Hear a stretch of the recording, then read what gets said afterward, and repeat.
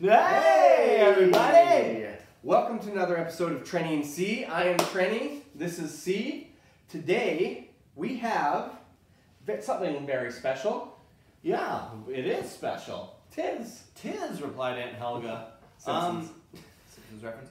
And actually, the scenario of why we're here today is very special. And that's because we are in a rush to unbox this. We are. Because this isn't even ours. This isn't ours. My dad went to Shelter Point Distillery, which is in Campbell River He actually area. went there. He actually went there, which is on Vancouver Island. So it's a local single malt. This one's actually not a single malt, but they make single malts there.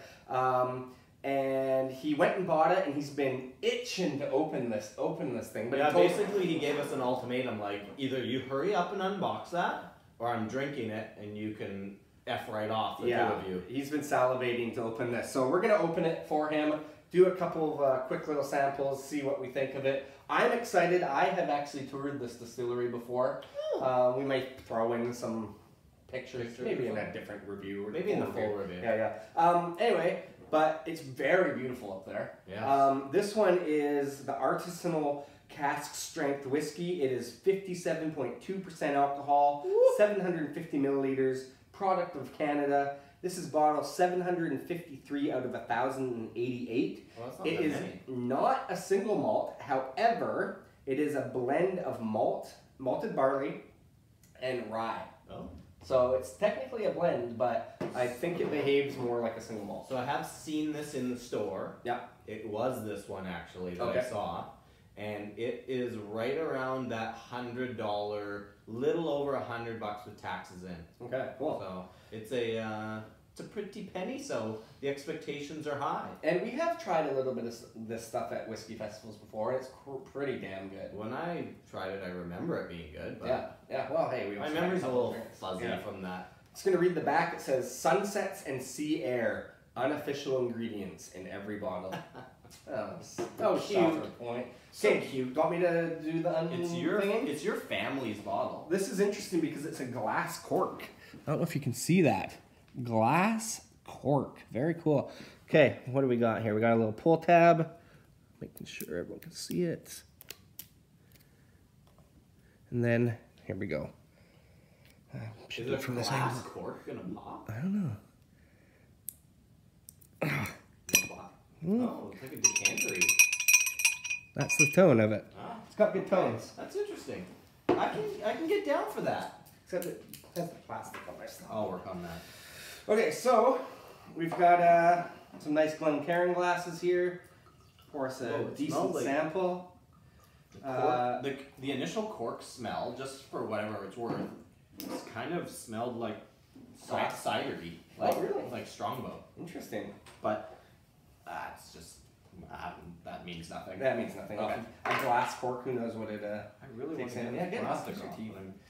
Okay, I'm going to we're not going to go into too much detail here because we will do a full review of this at some point if it's not gone within the next week.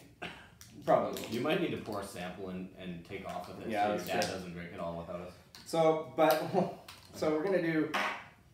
I'm guessing this is natural color. It looks pretty natural. Do we know, is there any kind of age on this bottle? There's no age, but the distillery is only, at this point, releasing five-year-olds, 6-year-olds, and 7-year-olds. So they're kind of in their 7th year of maturation.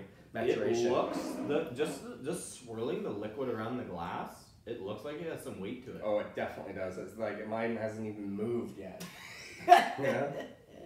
Okay, on the nose. We won't go into too much detail, but there is like I know what you mean by the cidery thing. Actually, there is a bit of a weirdly winey kind of thing. There is a what I would call initially kind of a youthful nose to it. It has a bit of a tangy tartness to it. It does, but it's not like some of those bourbons you get that. It's not offensively tangy. No.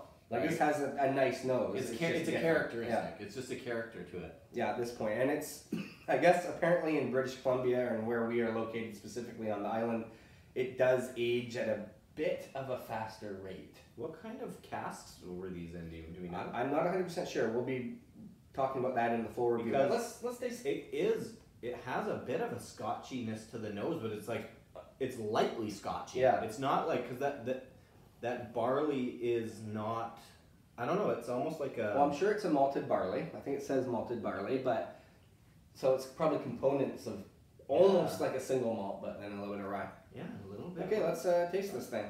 That's fun. Wow. It's funny, I forgot that it was 57.2% on the nose, Yeah.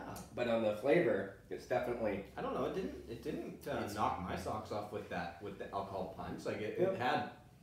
I knew it was there, but it didn't kill me. This is my first sip of whiskey for Me the too, day, yeah. so. I had to come here straight from work. You're in a tie suit still. Just to make sure that this bottle was still here. This is nice, Yeah. actually. This is a lot different than I was expecting, I think, because The mouthfeel stands out to me. which is actually kind of rare in a whiskey. It has weight to it. It's like a 10W30.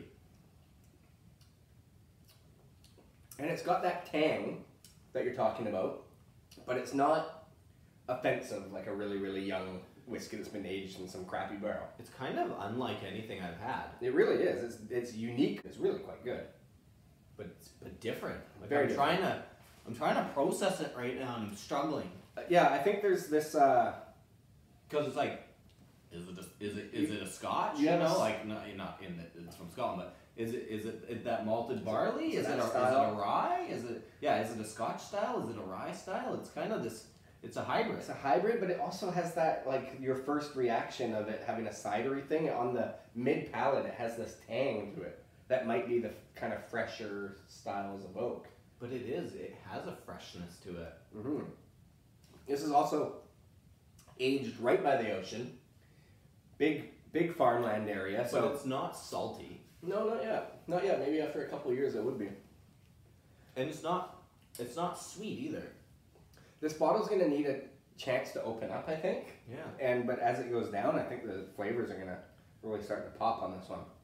Yeah, it's not salty, it's not sweet. It's very kind of like well balanced, but it's There is a little bit of those vanillas and caramels and things like that, but it's not smoky either, really.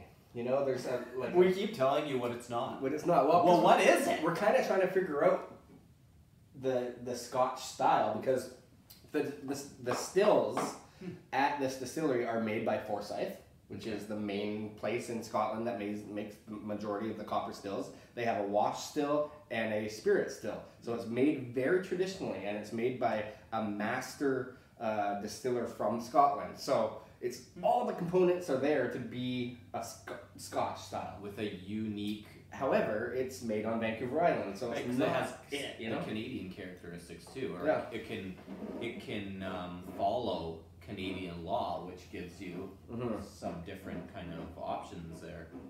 There's a bit of the caramel, but it's like an apple caramel kind of thing. This is 2017 winter release.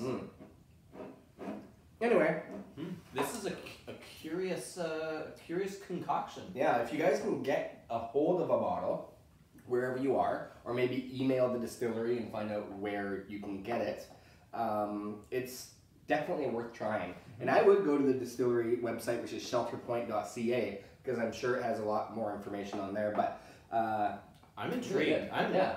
I'm gonna leave this video intrigued. Yeah, I'm looking forward to doing a Wanting more. full review. Wanting more. Yeah. So thank you guys for watching. We're Trenny and C.